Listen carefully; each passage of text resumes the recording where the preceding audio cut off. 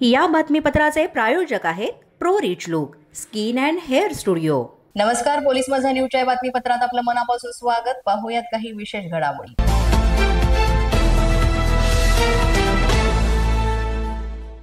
बोदवड तालुक्यातील येवती इथं शेत रस्ते चिखलमय झाल्यानं शेतकऱ्यांना आपल्या शेतात जाणं देखील आता कठीण झालंय।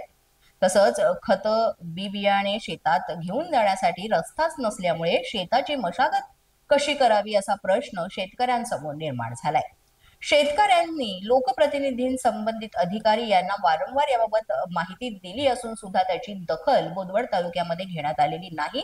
त्यामुळे हतबल शेतकऱ्यांनी स्वतः आता स्वखर्चाने इथं चिखलमय शेत रस्ता दुरुस्त करण्यास सुरुवात केली आहे। मात्र लोकप्रतिनिधी प्रशासन यांना यापैकी कोणत्याही प्रकारची मदत देण्यासाठी त्यांनी तयारी दाखवलेली नाहीये आणि शेतकऱ्यांचा जो कळवळा आहे आणि कष्ट इथे दिसून येत नसल्याचं म्हणणं आहे।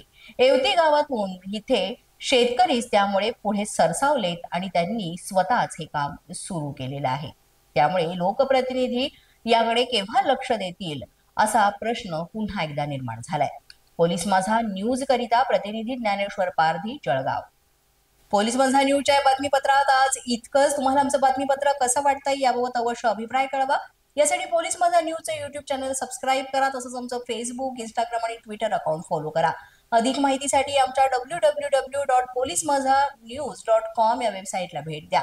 आमचे अधिकृत प्रतिनिधी व्हायचे असेल तर स्क्रीनवर दिलेल्या क्रमांकांवर आजच संपर्क साधा।